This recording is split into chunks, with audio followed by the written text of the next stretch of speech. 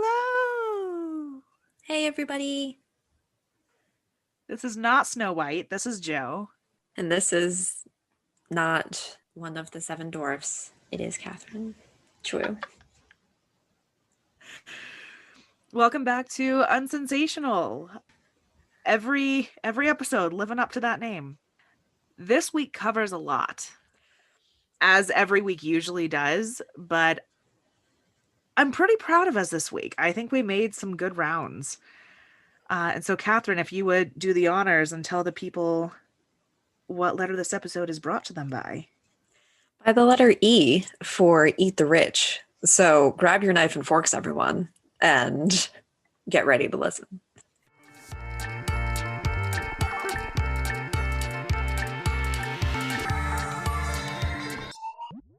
Because I was talking to a friend who had some friends over, and somehow, I think we were talking about like words that people use to identify. He's like, well, like, I'm a gay man. Mm-hmm. Went into those things. Fine. And he was like, well, how? And he was talking to me and he was like, hey, well, like, what word do you use? And I was like, queer. And he was like, you would. And in my brain, I was like, yes, thank you. But I was also like, and what do you mean by that? And I know that this sounds really bizarre, but I have noticed myself, and also other people have noticed, people that I talk to, that remember that TikTok trend that was happening on TikTok?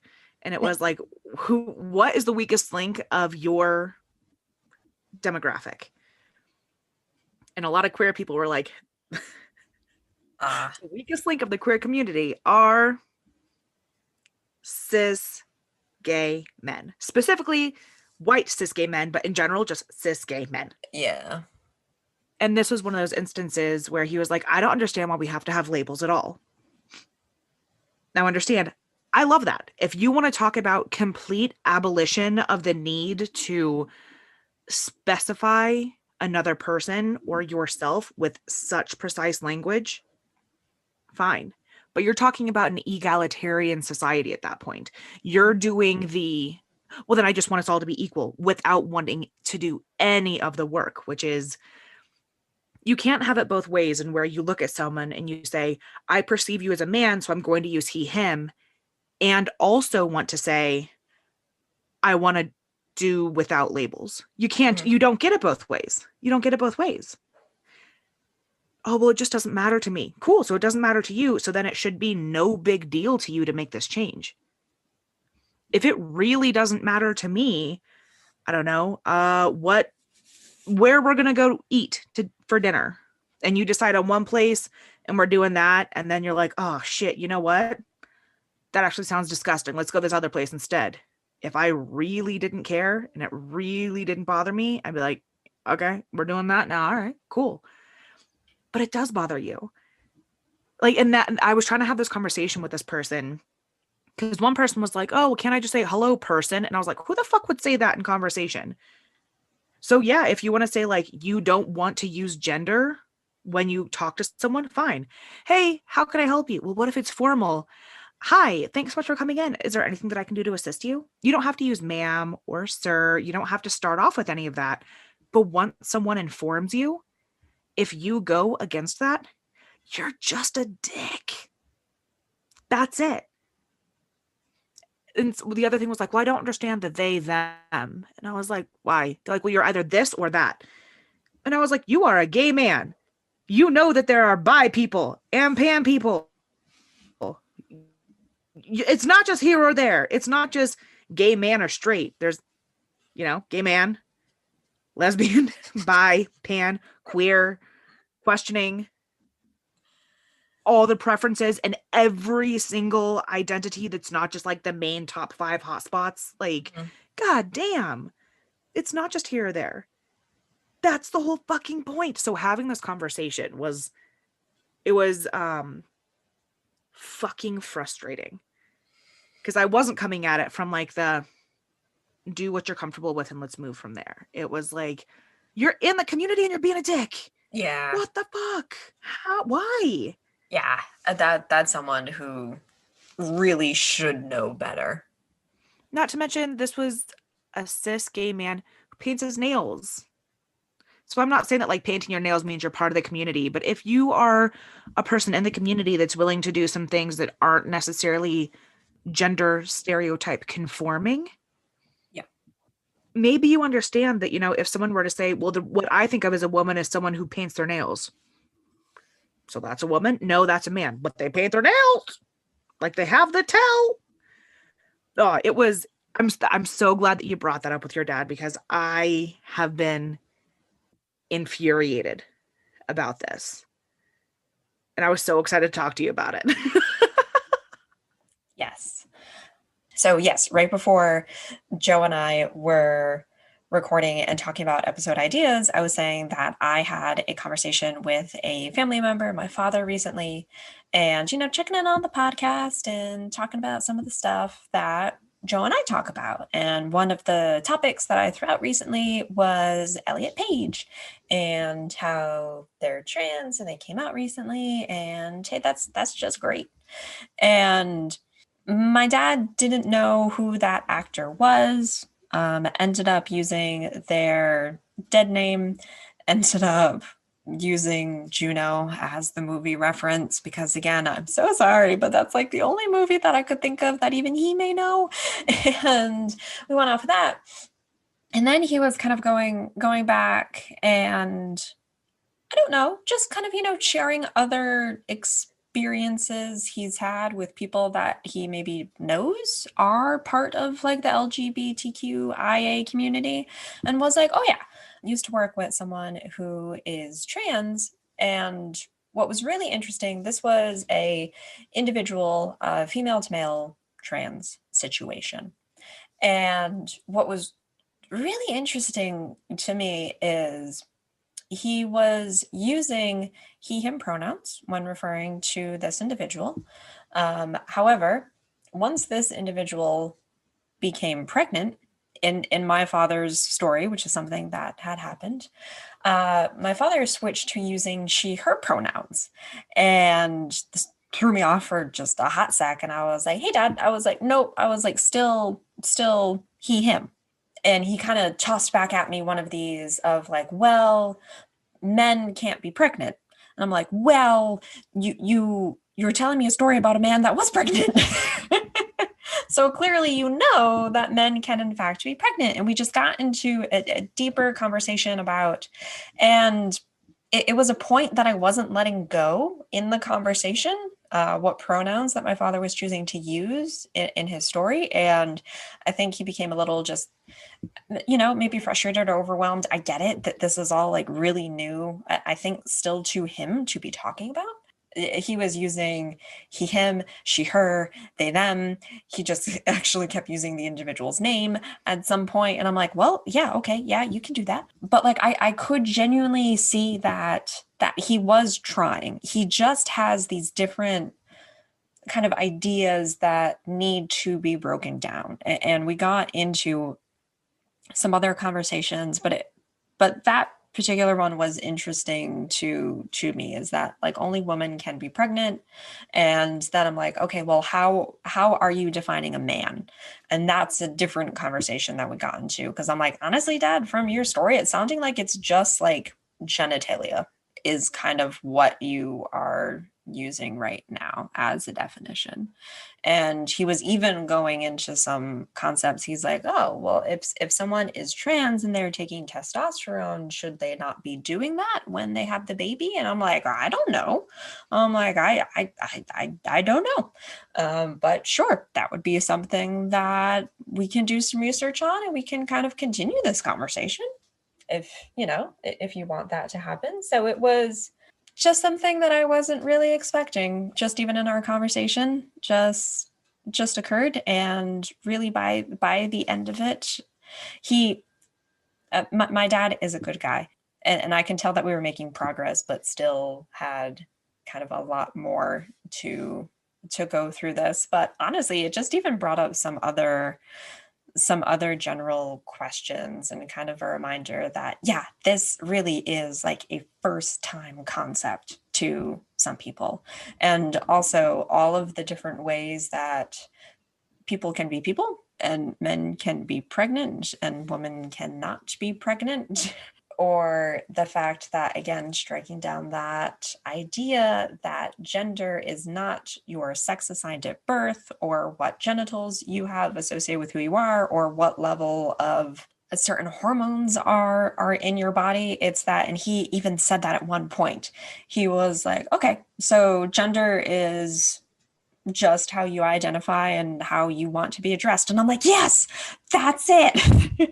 That's the entire thing that we're the entire point. That is it of our conversation. So I was actually really happy to kind of just even have that and talk about it. He brought up a really interesting point, and I've heard it a lot. Not in a lot of areas that I choose to be in, but I think you and I have both seen the turfy aspects of the internet where they say, like, no, to be a woman is to be a womb man, a human with a womb. Mm-hmm. The fact that you can get pregnant makes you a woman. And it also shows up in a lot, especially of Christian groups, in that the point of getting married is to bear children. Yep. These arguments tend to go together, and they also kind of spur one another on. But even separately, the idea that you have to be able to get pregnant to be a woman. I cannot get pregnant. I can't. My body is fucked. I was born with a uterus and a vagina and fallopian tubes and had typical everything going on until I didn't. And so now I can't get pregnant. Now, I don't want kids. So for me, this is like a tip-top situation. It's beautiful. But that doesn't mean I'm not a woman. You know, and so also once people go through menopause, are they no longer women? If any number of things, a million things that could happen to someone who's still XX in their chromosomes and born with the quote unquote correct or expected genitalia for those chromosomes could still not get pregnant. Yes, there are a million things for that. So if you're saying that the only people who can be women are people who have the ability to get pregnant, you are cutting out a fuck ton of the population there, my guy. Yeah. A fuck ton. And for men, like, you know, oh, well, you have to be able to ejaculate. So anyone that takes that little blue pill is not a man? Yeah. Really? You want to have that conversation? Mm-hmm. Because I don't think that there are a lot of people in government who would appreciate that.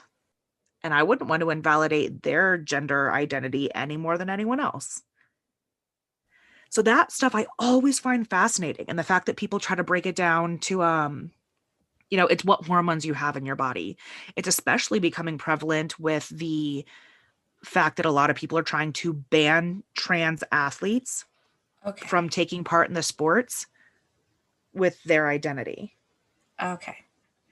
I like sports. You wouldn't know it from the way that I talk about football, and I think I've referred to the footballs in the past.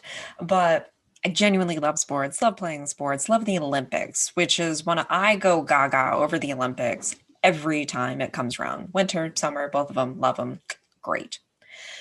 And that's the thing that I'm not sure if people understand or have even bothered to look into some of the reasons of why they're like, oh no, we shouldn't let trans athletes compete because they have like this like unnatural advantage because of their biology and more like predisposed to other things, blah, blah, blah. I don't think you understand the amount of, I don't even myself, but the amount of standards and testing that trans athletes are going to go through to make sure even stuff like that, shit like that about their hormone levels are at the same level as everyone else's that you would expect just to be an athlete in that general area. And also, I'm sorry, just think about evolution in general. Literally look at Michael Phillips. I remember some, I don't know, commercials or previews or something. They were literally breaking down his body part by body part to like, look at how big his hands are. Look at how broad his shoulders are. Look at how like tapered in his hips. Literally breaking down the fact that this is the perfect swimmer. Like if you were, I don't know, playing playing some type of video game and you had to design a human or whatever, that's pretty damn close to someone that you're going to get. I'm glad that you brought up that there's already an amount of testing because, and I'm forgetting her name and I feel terribly about it. I do know, I believe she's a sprinter. She has gone to the Olympics before. She's a cis woman. She has naturally occurring very high levels of testosterone. Yeah. And she has been disqualified from competing. Mm-hmm. Which, I mean, I'm not saying like, oh, look, that means they won't allow trans people. I'm saying that's a bunch of bullshit.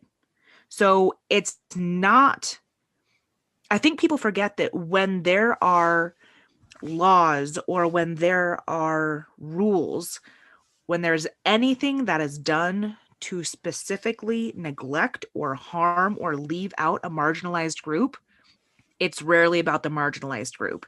It's more and more about chiseling away at who has the ability to be seen as a person, who has the right to be seen as human. Yep. And it's going to keep chipping away. It's going to keep going. You saying that kind of just reminded me, circling back to kind of like a subset conversation that my father and I were getting involved in, is so this individual who now identifies as male is pregnant. And I'm like, what type of leave is he going to get once the baby is born? And my brain just stopped. It did, because I don't know.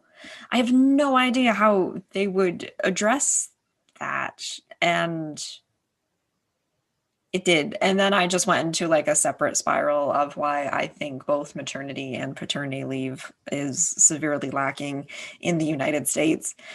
I know that because I know in Romania, for example, maternity leave is 2 years long. 2 years. You can take a full 2 years if you want to. Not something in the States that's like 3 months. Even paternity leave, I don't know, is maybe just even a handful of weeks, not even a couple of months. I mean, sure, you can, depending on what your job is, and what, I don't know, other benefits you have, you can take like a longer family leave for this purpose. But as for specifically someone, either you or your spouse, had a child, this is the leave that we have designated to you. And I would feel so horrible in that situation of, you can't tell me that you would give that individual just like, I don't know, 2-3 weeks of leave. Here you go. After you gave birth to your baby. Absolutely not. So to go on to the point where you and your dad were talking about a few different things. One, can they still take their hormones? I do believe that if a person has transitioned from female to male, or sorry, woman to man, is taking testosterone, I don't want to say I know for a fact, but I do believe that there are lesser amounts that they're able to continue to put into their body because it's important for progesterone to kind of start doing its job to prep the body and keep the blastocyst and fetus, baby nug safe and healthy all the way through birth. I think what's difficult is, one, like whether you're the birthing parent or not, you need time with the kid. You got to figure it out. Skin to skin contact is important. Learning what your baby needs is important. Being able to be in tune with the needs, because someone's body was literally just flipped inside out and they're going to have a crash of hormones after that anyway. Not to mention, if you were taking hormones before that, your crash and rebound is going to make your body feel insane. And I don't use that word lightly. You are going to feel like things aren't real, like things are too real, phantom pains, not feeling real pain. Time ceases to exist because you only get to sleep when the baby is asleep and you're in pain the whole time. So, I mean, there is so much that isn't taken into account. And when it comes to maternity leave in the US, the US does not have legislation regarding this. Many countries do. The US does not have legislation regarding maternity paternity. So if you are working an hourly job, anywhere you're working hourly, your best bet is to go on short-term disability. And once short-term disability is up, you're probably only getting between 40 and 60% of your pay. You can also use PTO. That's if you've accrued enough, and if you're giving birth at the right time of year where you've accrued enough, or you were able to roll some over, and then a little bit of sick leave, and that's it. And at that point, if you can't go back, you have to either take unpaid time, which means that the company doesn't have to hold your job, or you pass in your resignation. For paternity leave, there's no time. There's none. I worked with someone who lost their job when they walked out to go to the birth of their child. Thanks, US. I don't think we're a first world country. Can I toss that out there? Like, just as part of this conversation, I just want to I want to put that nugget out there. I don't think we're a first world country. Thank you for sharing some of that. I was not aware that we didn't have any type of kind of federal laws regarding maternity and paternity leave, and I was obviously speaking from a kind of corporate state level of my knowledge that I was using there. Yeah, let's talk about that. If you want to compare the, once upon a time, the US was a world superpower, I'll recognize that. But we haven't really, kept up with the Joneses on this front. And if you look at all of the other first world countries, which I hate that terminology just to begin with. Super racist, stems from the idea that whiteness is closer to God. Very, very colonizer terminology. Yeah. So maybe like technologically advanced. I don't know the good term. Sure. I'm saying first world. We're not a first world because that's the term that people like to say. Like, we're the best. We're the first world, bro. No, I mean, you're going to find a livable minimum wage. You're going to find some type of, I think you're going to find some type of universal health care at the very least. You're probably going to find some type of abolition of the death penalty. Have we even done that part? No. In the US, right? That's still, still a thing. A gentleman was put to death just this last week. Yeah. Mm-hmm. A person of color who, sorry, let me be more specific. A Black man was killed by the government very recently, even though there were a handful of judges who had actually passed through requests for him to have a stay of execution because there was important information upcoming. So, nope, we haven't moved past that barbaric stage either. Some type of free and quality education available for children of all ages. When I say children of all ages, I literally mean up until like 18 and probably a little bit past that. Like, there is actually some college options available for you that won't put you in thousands, hundreds of thousands of dollars of debt. Those are just some of the things that's coming off the top of my head that I can think of for why I don't think the US gets to say that it's a first world country. I mean, for forever, the US has been saying, and I know that we'll get to queer is wrapped up in here, but it's going to take a minute. For forever, we've been saying the middle class is shrinking. The middle class is shrinking. And it always it has been since the 40s and 50s. It's been shrinking, honestly. I think that was like the height of middle classdom. The idea of in the 50s, you can work hard, get your bonus, afford the few vacations for your, 2.2 kids, get the new car, put the pool in, have the vacation home, like very, very much in there. And I think what people forget is that at that point, there were so many things that were unregulated, dysregulated. There was so much bullshit and taking advantage of, still of every person of color, still of everyone that wasn't a masculine man, still of everyone who wasn't incredibly straight. And the fact that the middle class is shrinking has been happening.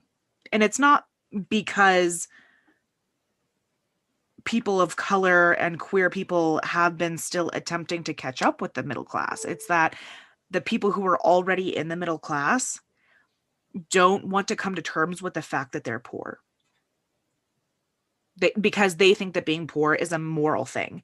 And that's why the crime of poverty is probably the worst crime that you can commit in the US. And it's one that people will penalize you for, even if it's not the government penalizing you for it. If you overdraw your account, you owe the fucking bank $35 every time.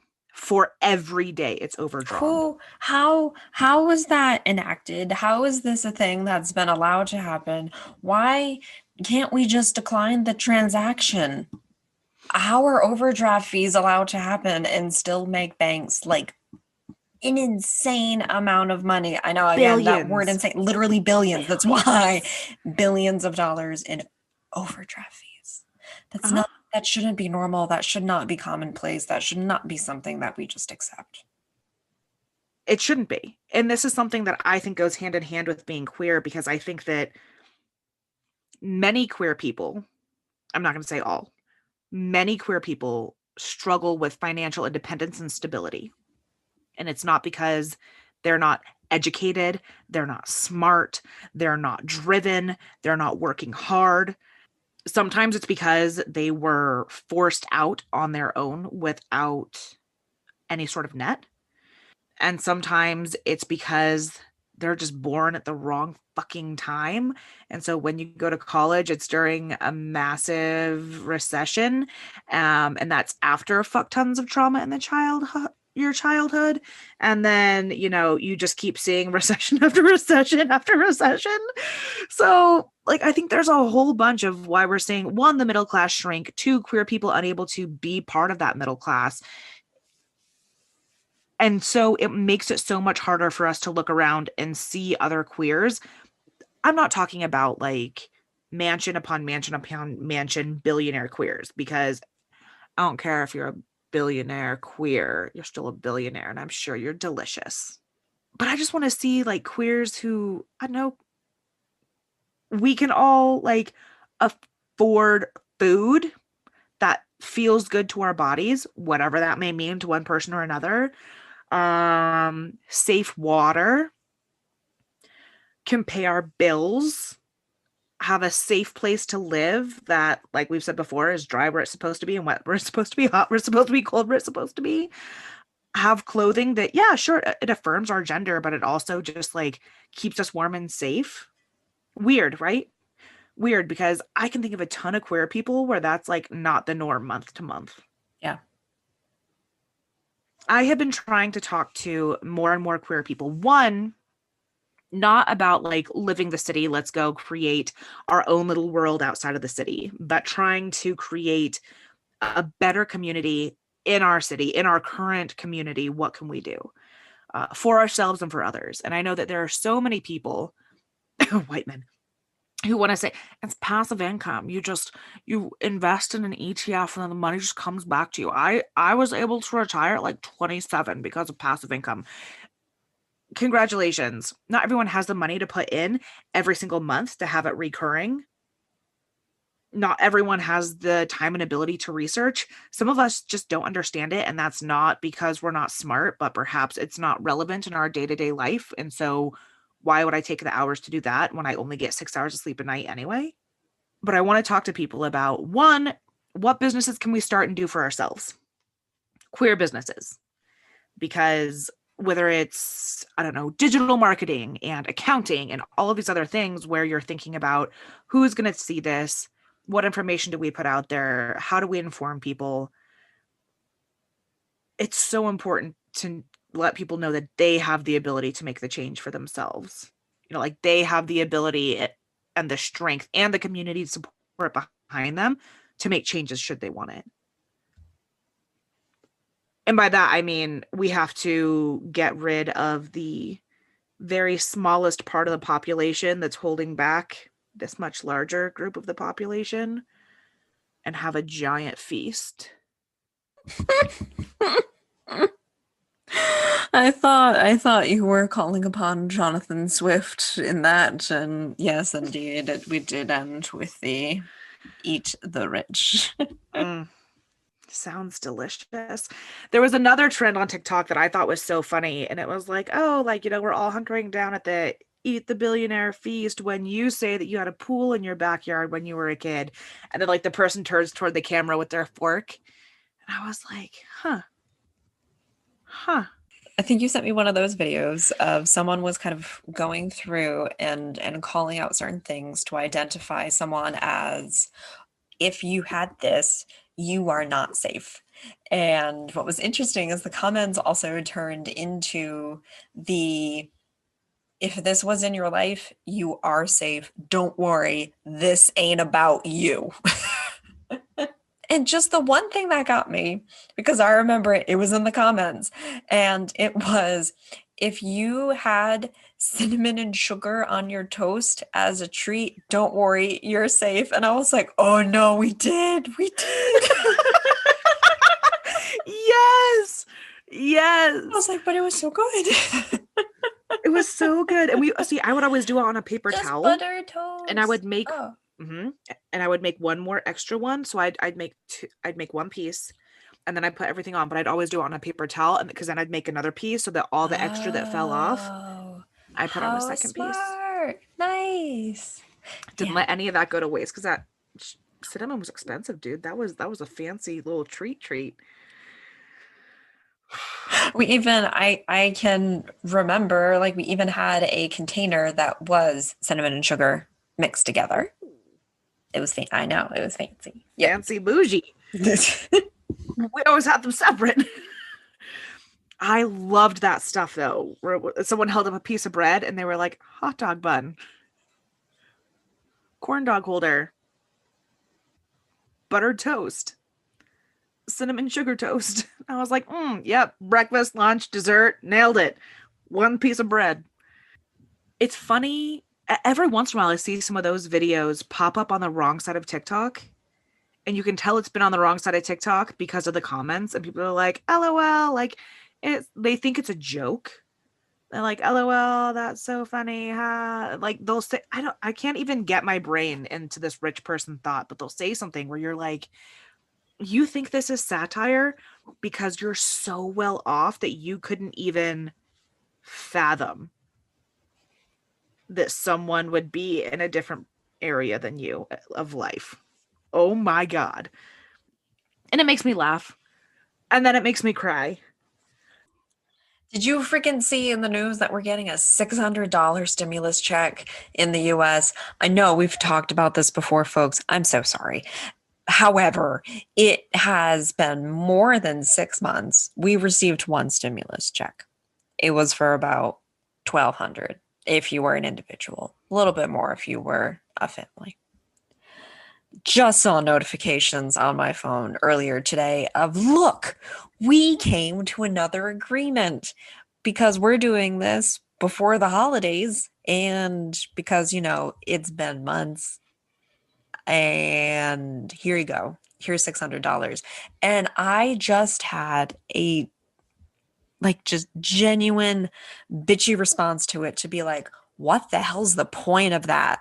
That is going to pay no one's rent. I'm like, seriously? This is the best that you could come up with? Am I still going to take the money? Yes. Am I furious that that's what we're getting? Yes.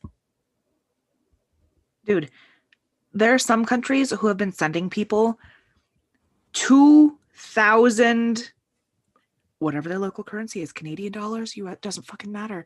I think in general, it levels out to about $2,000 US per month. And in many cases, rent and mortgage has been canceled on top of that.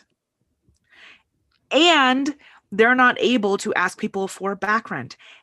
And like it just keeps going and going and going. And people have had food delivered to them. Governments have subsidized food to be sent to people. And you're telling me, and this is where I like to try to out Republicans, you're telling me that the greatest superpower, right, the greatest country on earth, the number one first world country, can't afford to do that? Why? If our economy is fucking incredible and we are at the tip top, how can we not afford that? Riddle me that. That's the part that really hurts the economy the stock market, ever since that first stimulus check, has gotten better, has been doing fine.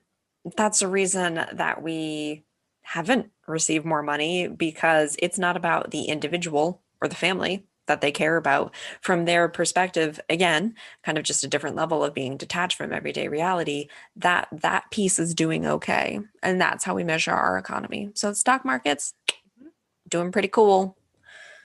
Mm-hmm. So no, we're not going to prioritize sending a stimulus check.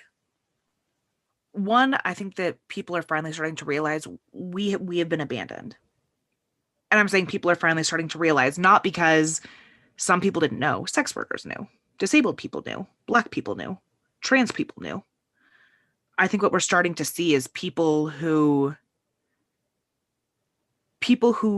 thought that they were safe are having to realize that they've been left out to dry, and suddenly they're waking up to the fact that they are on their own. And they have been so dismissive of things, and they have been so callous toward people who have identified these challenges, and they are finally in an area where they're realizing that they've been left behind. And I don't mean that in an area of lack of education. When you are so wound up in your privilege, you cannot see past it. You're not going to see things. You're not going to know that they're going to affect you. The first one felt like a slap in the face, like just a one-time check. But this one feels like I was kind of spat at, and I have to still say, like, thank you. Right?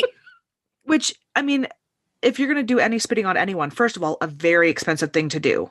Whether it's because it's illegal and you're going to go to fucking prison for it, or because it's a consensual situation where either there's emotional work or like dollars.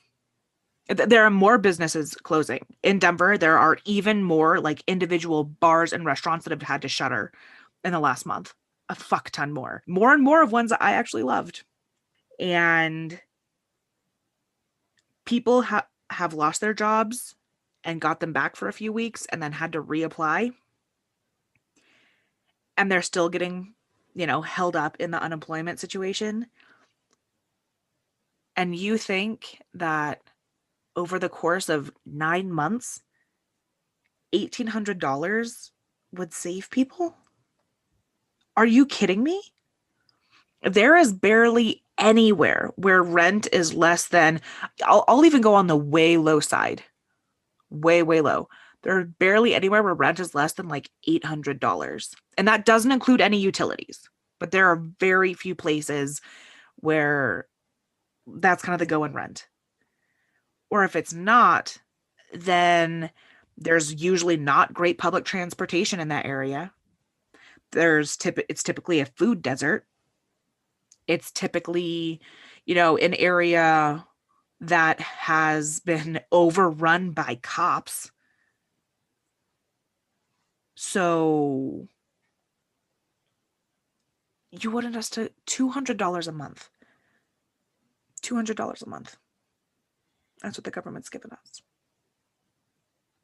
It's going to be longer than that because we haven't even gotten that next check yet, and it's December. So it'll be 10 months for 1,800. So $180 a month. What can you do for $180 a month? That covers my phone bill, and I am so scared for people because while for a while, and many communities are still bulking up protection for people who are at risk of being evicted, there is going to be mass evictions. And what we're going to see in big cities is we are going to see weeks of notices of eviction, very quickly followed by not the landlords being like, oh, hey, just move your stuff out when you can. We're trying to get this back on the market. We need you to get out this day. No, the day of, if the person's not already out, they're going to have the cops show up, and we are going to have a ton of cops throwing people out on the fucking street. We're going to see weeks of this. What we're also starting to see is landlords are afraid of people leaving, so they're decreasing rent. Most people are moving into one bedrooms because the pandemic has broken up friendships and relationships, and so one bedrooms are becoming scant. They're the ones going more quickly, but even then they're seeing that like not a lot of people are going for two bedrooms. A lot of places they're either going for one bedroom or like four bedroom or more. Mm. So basically like mass apartments, condos and houses, or one bedrooms. Mm-hmm. Not a lot in between. Because people are thinking if we can get a house where we sleep at least two bodies in every bedroom, Yeah. and we really focus on budgeting, we can all make it through. Or you have people that are like, everything is fucked and I need out now. Yeah. But landlords are starting to lower prices, and they're starting to call people to be like, hey, I'm happy to lower your rent, a good $300-$400 if you want to go ahead and just re-up your contract now. Mm-hmm. I also think this is an appropriate time to bring up that landlord isn't a job. It's not a job. You aren't Builders provide you with a home. Builders provide a service. They give you a home. A landlord is a person who bought an extra piece of property that they couldn't afford and have to ask people to stay there to give them money so that they can afford to keep it. That's not a job. That's a bad investment. And I know that there are a ton of people out there saying, no, like, I don't think you understand how the market works, Joe. You don't understand how real estate works. No, I do, because the point is you buy something cheap, you fix it up, you preferably rent it out for enough that's going to cover at least what everything costs a month. Then you keep fixing it up while they're there. The value goes up. Hopefully, other people in the neighborhood start doing that same thing. The property value goes up, so you can charge even more, and the cycle repeats. And that's something where when you sell that house, you get the equity, you get the final cost of the house sale. No, I know, I get it. It's just really shitty. You're artificially driving up cost and buying up these properties that are beautiful houses that someone could buy to live in with their family, but instead you bought too many houses, and so you have to ask people to live in your houses so that you can afford them, because otherwise you can't afford them. I'm not going to say that there are not services provided. In many cases, if the water goes out and someone reports it, it's then the landlord who provides the service of like contacting the person, making sure that they actually show up, paying them. But it's still paying them with the money that everyone who's living there paid. Mm-hmm. And I think that there's a difference between being like a landlord and a community organizer. Yeah. Where like if you live there too and you're like, hey guys, the same thing that many queers want. Let's all live together and we'll all put money in, kind of like a commune. Hey guys, everyone lives here. Winter's coming up. We already planned for this by, last year we raised rent by $3 for each place for each month. We definitely have enough to be able to cover the extra heat bump that's coming for the next few months. We're looking pretty good. If something happens, I'm available. Get a hold of me. You guys also know the company that we work with. There is, I'm not going to say that there is nothing that they do, but it's not because that's their job. They do it because that's their home, and the power went out in the landlord's home. And so the landlord has to reach out about their home because they own it and they can afford it. So when I see queer people who are like, yeah, like I finally got this apartment complex, like, damn, dude, you're about to screw over some queers. Damn. You bought that building that just knocked down like 4 family houses to build a high rise, and there's no parking, and then you took away the park to build a parking lot. Fuck. I want you to get ahead, and I want you to have a good life, and I don't know if this is always 100% the answer. Opposite of that, where people are breaking up,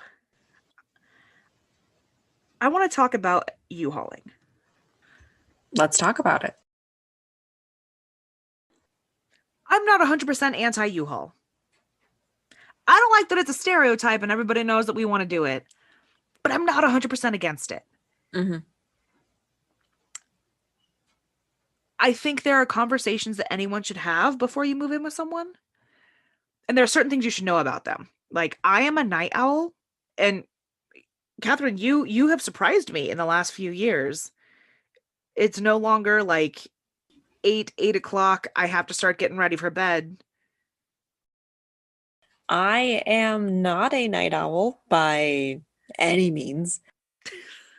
But do I start winding down for bed around like 9, 10 o'clock? Yes. And now am I going to bed more regularly around like 11 o'clock? Yeah. Do I stay up till like midnight some nights? Yes.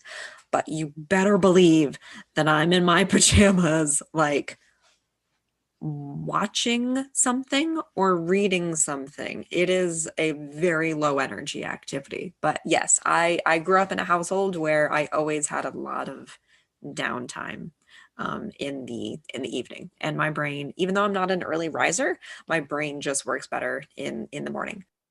You wake up clean though. You wake up. Okay, here's the thing. When Catherine's bed was only a couple feet away from me, she would be in bed, and it was so cute because she would always be tucked in all tight, and you had your red, white, and blue bear that you would cuddle. I Okay.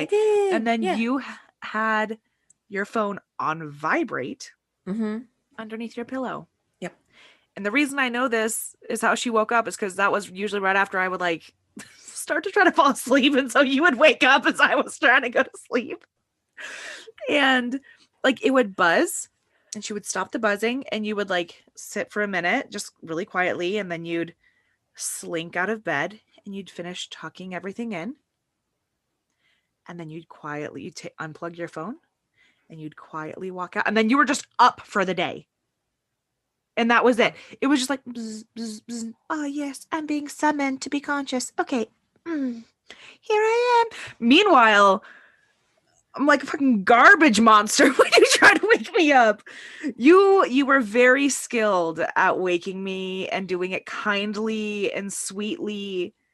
I loved when you would wake me up. It was beautiful. But like you might not be an early riser, but you are for sure like, oh, here I am, like I'm ready for the I world. am one of those people that I can have a conversation with you in the morning. Maybe give me like 2 minutes, just let me like use the bathroom, but otherwise you want to go right to it and have a conversation. Yes, I can do that. I can engage. I'm not someone that needs, I don't drink coffee, but I don't need like my morning tea or anything, which I still have because I enjoy it. But yes, that's something that I can do. Yeah, I mean, do I have like a series of like, 2, 3 alarms that I go through in the morning now? Yeah, of course. But like if I know I have to get up for something, yeah, I will just do it. So yeah, that's me. You want to know that stuff about me? Yes, I'm that morning person that can have a conversation with you in the morning. If you want to be left alone, totally cool. I respect that. Important conversations to have before you hauling.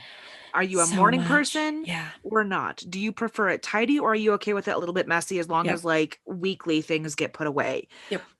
Do you write things down on the grocery list as soon as you're out of it or not?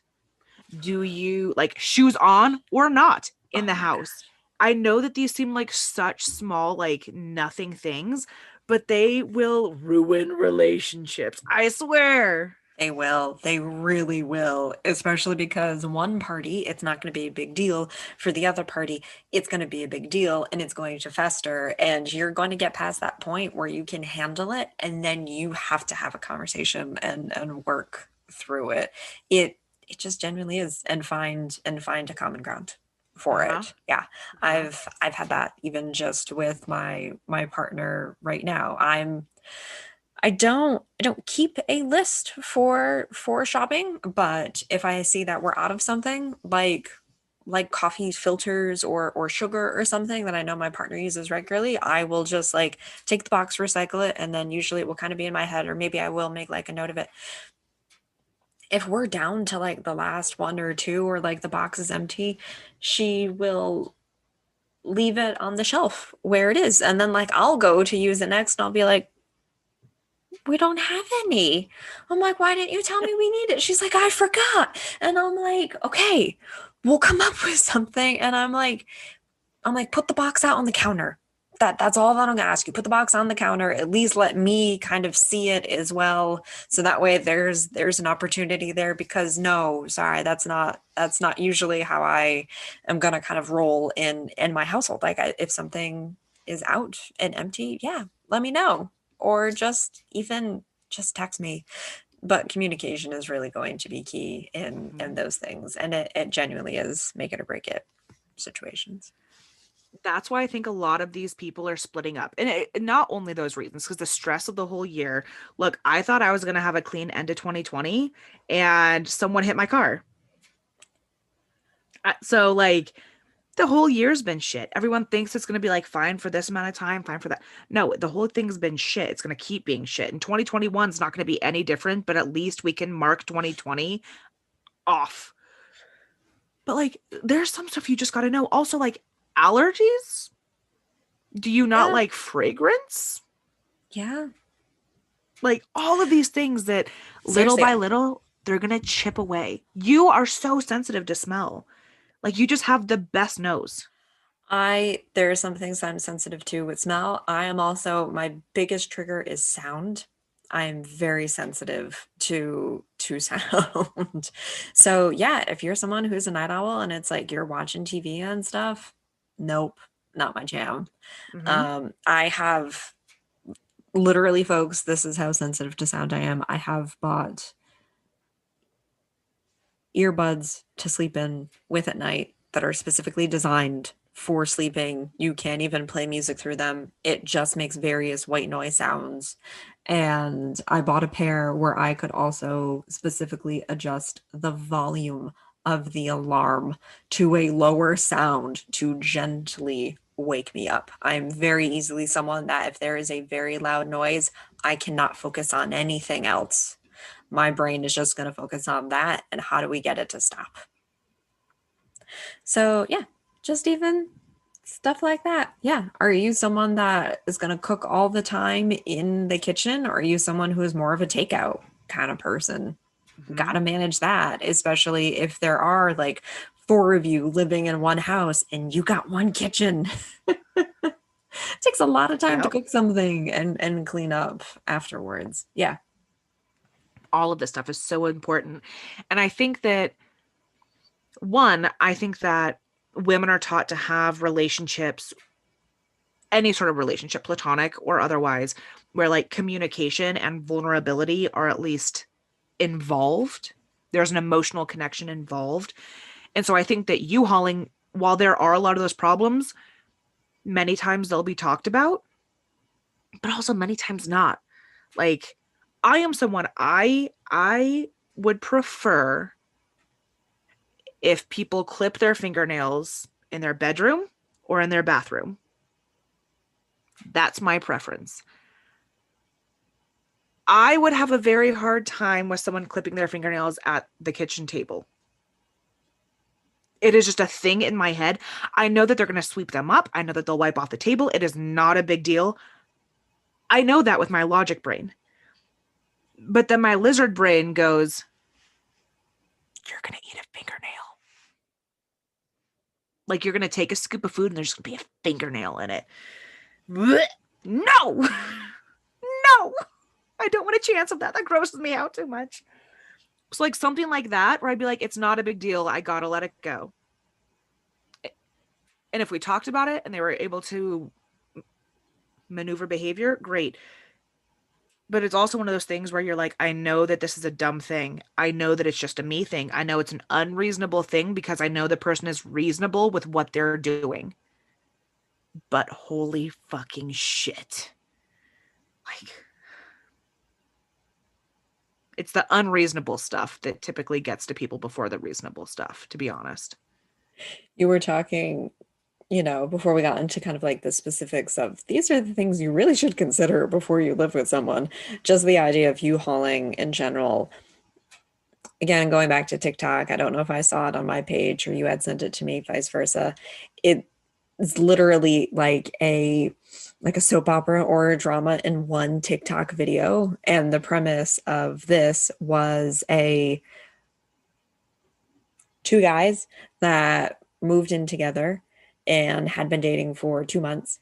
And one of the guys comes home and he sees that his roommate boyfriend had invited someone else over and had slept with him. And it is this conversation about, well, the guy that slept with his ex is like, well, we never actually had that conversation about being exclusive. And the other guy was like, dude, we didn't have to. We moved in together. And he's like, well, yeah, it's only been like a couple of months. And it was just like mind blowing to watch because I'll be damned, but I could see both their sides. And I'm like, no. Oh my. So when I saw that, at first I was like, fuck, I could see both sides. But that my one thing that I would need clarity on is, did they move in together as in sharing a bed or not?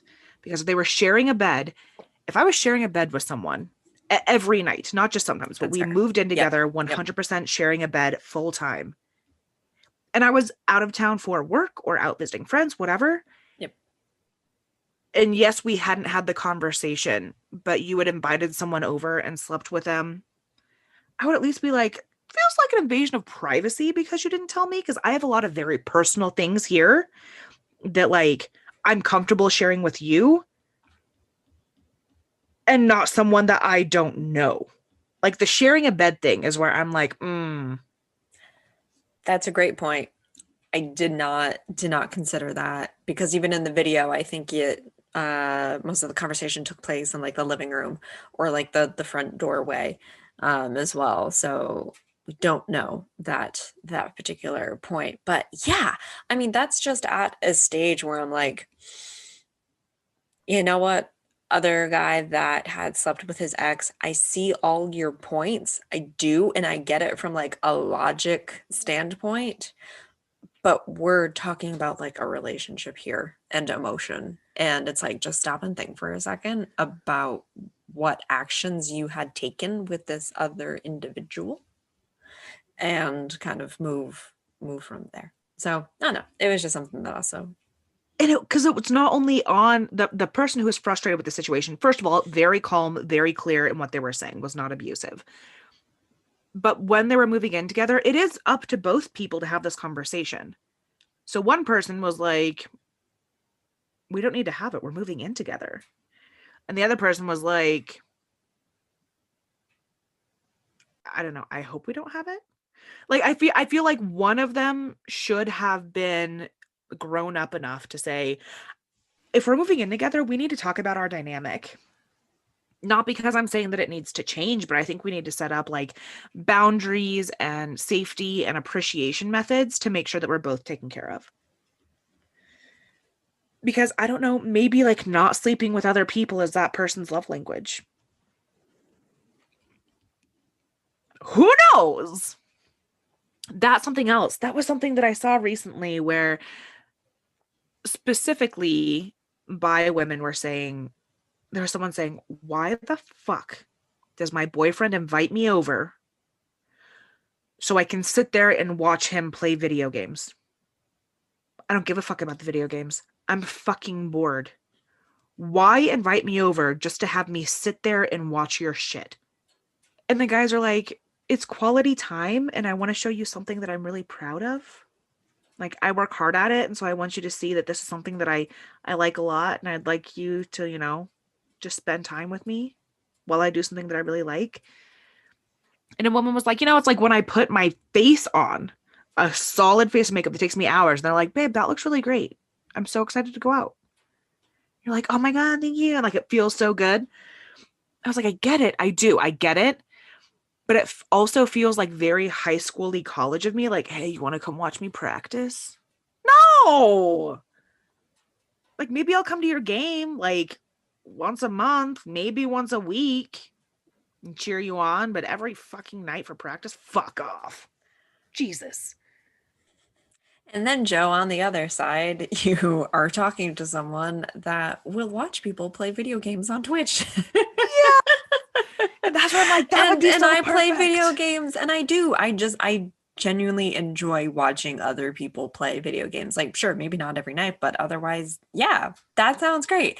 My partner does not play video games, but they are currently playing a video game on my Nintendo Switch of Pokemon Let's Go Eevee, and I keep trying to encourage them to hook it up to the TV so that I can properly watch them play. And they're a little like self-conscious because, again, they don't play video games. And I'm like, no, that's not the point. I don't care. I just want to like watch what you're doing and watch you enjoy it, because the fact that you're even playing a video game and like mildly enjoying it brings me so much joy as well. Like, that makes me so happy. Because otherwise, yes, like they've been playing it on the couch and like I've sat next to them and like I've watched them and they'll like ask me a question and I'll give them an answer and that's it. And like, to me, that is super fun, like sweet quality time. Oh my God, that is so wholesome. That is so wholesome. But like, that's what I mean. It's like, if you don't get it, you can ask. If you're like, I feel like I come over and then you ignore me all night just because you're playing a video game. Well, no, like, I like this and I'm proud of it and I wanted to share it with you. Super simple to say. Yep. Very simple to say, but like being able to tap into that with someone else, or being able to just like explain it to someone. Yeah. How come you always want to hear me talk about my day? I'm always so stressed. I just like hearing about your life. Makes me feel included in the time when like I don't get to be around you and other people do for the majority of your day. Just kind of like to know, what it's like. Easy, super easy. But also something that's important to talk about still before you U-Haul, because if you're not someone who likes to get home from work and decompress about it right away verbally, and you're living with someone who wants to hear about it right away, you're going to bite each other's head off every fucking day. Every day it's going to be a fight. I'm just trying to share in your day. Well, I don't give a fuck. Just let me calm down. Well, I'm trying to help you decompress. I don't decompress like that. It's going to be a whole, you can't see what I'm doing with my hands, but I'm trying to make a tsunami with my hands. It's a very furious movement. It's going to be awful. But we appreciate you spending this quality time with us, listening to yet again another episode of Unsensational. All right, friends, thank you.